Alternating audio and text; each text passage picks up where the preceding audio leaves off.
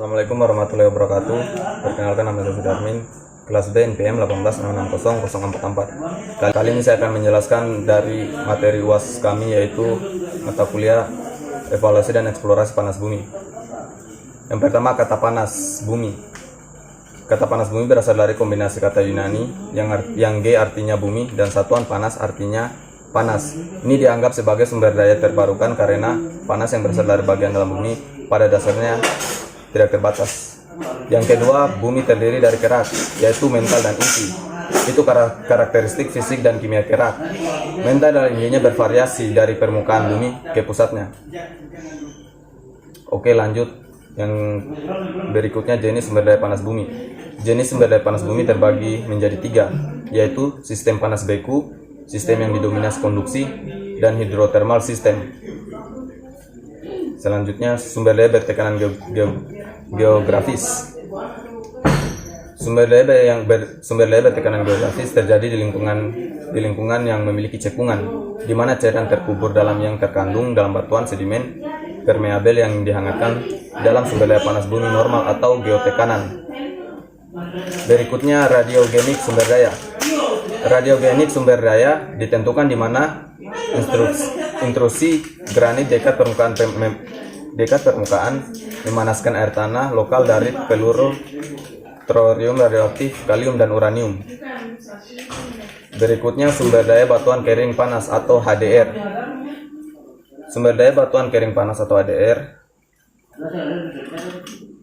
biasa disempurnakan dengan suhu dari 200 hingga 350 derajat Celcius. Sumber daya batuan kering panas sebagai panas yang tersimpan dalam batuan dalam jarak sekitar 10 dari permukaan yang energinya tidak dapat diekstraksi secara ekonomis. Batuan dalam jarak sekitar 10 km dari permukaan energinya yang tidak dapat diekstraksi secara ekonomis. Oke, lanjut. Kita masuk ke karakteristik utama energi panas bumi, yaitu karakteristik utama energi panas bumi.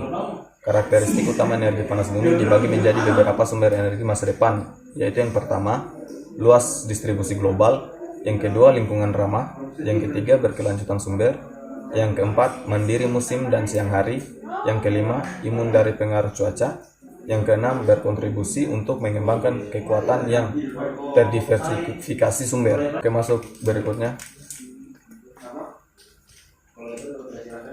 Pertama, manifestasi permukaan. Manifestasi permukaan panas bumi adalah air atau uap serta gas yang muncul di permukaan tanah setelah secara alami menerobos air mengalir melalui bagian yang permeabilitasnya kecil atau yang berporositas besar. Kemudian ada beberapa jenis-jenis manifestasi permukaan. Yang pertama, tanah beruap atau steaming ground. Yang kedua, tanah hangat atau warm ground. Yang ketiga, mata air panas atau hangat atau hot or warm spring. Yang keempat, kolam air panas atau hot pools. Yang kelima, telaga air panas atau hot lakes. Yang keenam, fumarole. Yang ketujuh, geyser. Yang kedelapan, kubangan lumpur panas atau mud pools. Yang kesembilan, silika sinter atau travertine terraces. Yang ke-10, alterasi hidrotermal. Kemudian, klasifikasi sistem panas bumi, konduktif dan konveksi.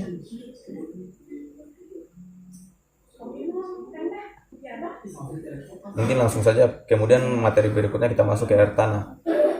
Air tanah adalah lapisan teratas dari permukaan atau water bubble. Di bawah lapisan tersebut, tanah jenuh dengan air membentuk sebuah akuifer atau tempat penyimpanan air yang sangat besar. Berikutnya, di atas air tanah. Di atas air tanah adalah daerah yang tidak jenuh yang dikenal sebagai susur kapiler.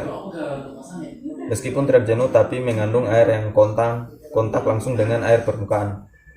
Berikutnya, sekitaran 30% dari air tawar di dunia ini berupa air tanah. Sistem air tanah yang aktif memerlukan dua hal penting, yaitu daerah resapan dan daerah pelepasan. Kemudian, daerah resapan. Daerah resapan adalah tempat di mana air baru memasuki sistem faktor yang mempengaruhi efisiensi sebuah daerah resapan. Kemudian, apabila tidak cukup air, maka tidak akan mampu untuk meresap lebih dalam untuk mencapai water table atau akan menguap sebelumnya. Kemudian lanjut ke fluida panas bumi 2.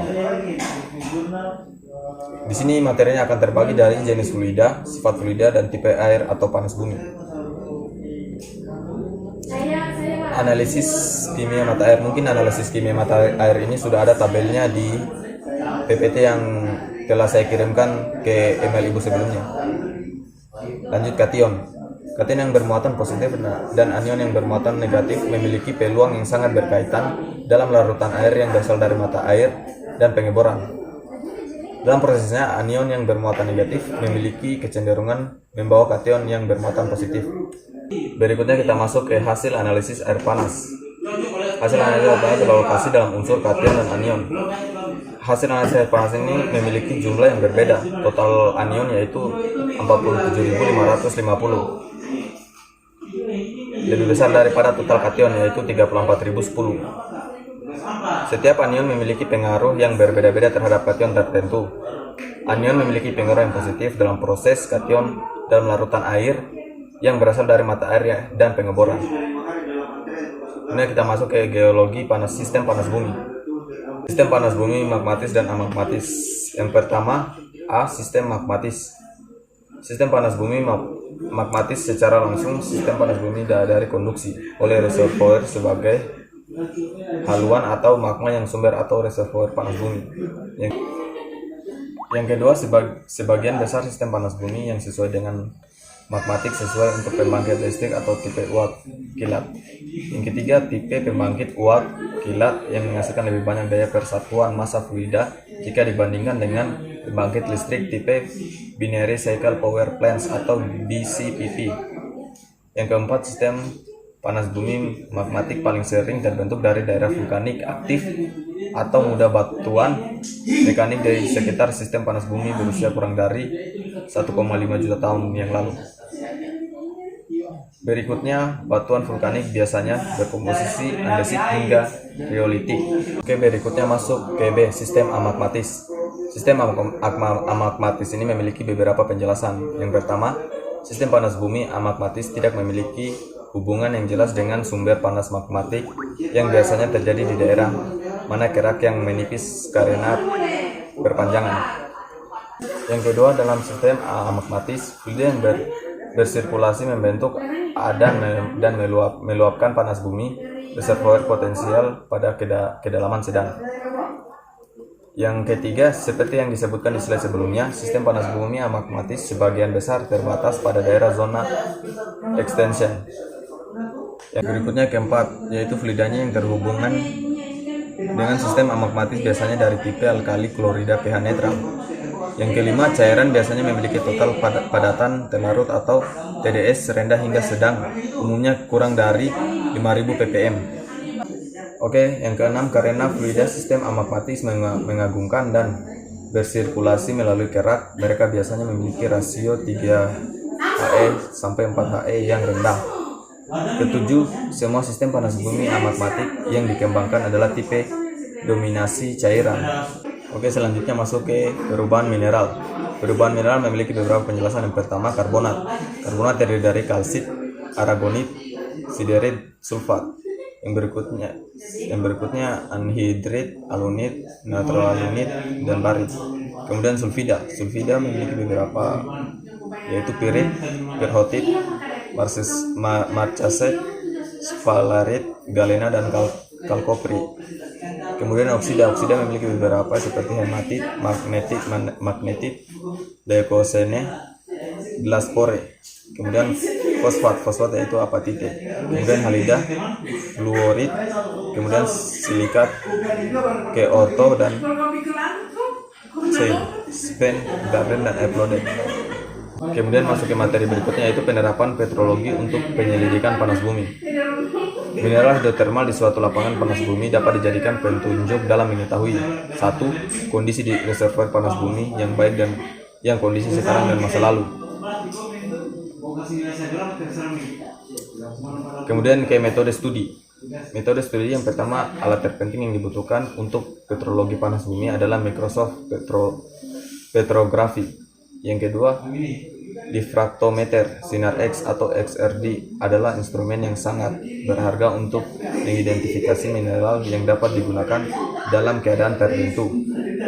Yang ketiga, aspektrometri inframerah juga telah digunakan di Selandia Baru dan sangat berguna untuk mengidentifikasi mineral lempung zeoloid dan feldspar. Kemudian yang keempat, geotermetri inflasi fluida telah menjadi alat yang penting dan kuat dalam petrologi panas bumi. Oke, kali ini kita masuk ke penjelasan terakhir, yaitu jenis aliterasi hidrotermal dan jenis batuan reservoir. Ini terdiri dari beberapa. Yang pertama, deposi langsung, penggantian, pencucian, keluarkan, perubahan pada batuan inang yang dihasilkan oleh perubahan hidrotermal atau suhu, perubahan dan tekanan hidrotermal, perubahan hidrotermal dan mendidih, perubahan hidrotermal dan komposisi cairan. Oke, mungkin itu saja materi yang dapat saya presentasikan dari UAS PPT pertama saya. Sekian dan terima kasih. Wassalamualaikum warahmatullahi wabarakatuh.